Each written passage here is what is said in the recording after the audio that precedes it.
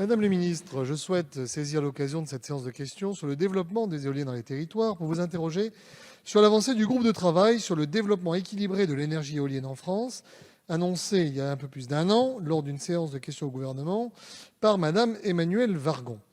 L'objet de celui-ci était notamment de se pencher sur le sujet de l'implantation paysagère de ces machines. Xavier Breton vous a parlé des divisions. Moi, je vais vous parler de multiplication, de soustraction et d'addition. Alors, d'abord les multiplications. Lors d'un conseil de défense écologique tenu le 8 décembre, des orientations ont été arrêtées. Celles-ci me semblent loin d'être rassurantes, comme en témoigne la première ligne du document, qui dit « L'atteinte de nos objectifs en matière d'énergie renouvelable est une priorité ».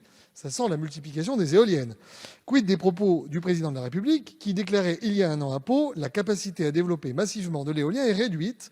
On pourra le faire où il y a consensus, mais le consensus est en train nettement de s'affaiblir. » Donc, est-ce qu'il y a un revirement? Les soustractions. Par ailleurs, il est indiqué, concernant le phénomène de saturation des territoires, certains territoires ont une forte densité d'éoliennes, ce qui peut conduire à un sentiment de saturation. Si la densité locale dépasse un certain seuil, un mécanisme de régulation sera prévu. Alors, c'est quoi ce mécanisme de régulation? Quelle est sa formule concrète? Est-ce que ça va tenir compte de la présence de monuments historiques en covisibilité de projets de parcs éoliens?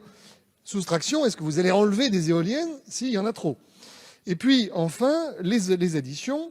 Plus loin dans le document rendant compte du Conseil de défense écologique du 8 décembre, il est indiqué « Aujourd'hui, à peine 20% du territoire est accessible aux éoliennes, une partie de ces contraintes étant liée aux besoins de la sécurité aérienne, en particulier des radars militaires, et une mission conjointe des deux ministères devrait identifier, d'ici mars 2021, des solutions techniques permettant de libérer des espaces dans les zones d'exclusion radar les plus favorables à l'implantation d'éoliennes. » Donc on va rajouter des territoires. Madame le ministre, est-ce que cela signifie que vous comptez sacrifier les intérêts de la défense nationale pour déployer des éoliennes dans nos territoires?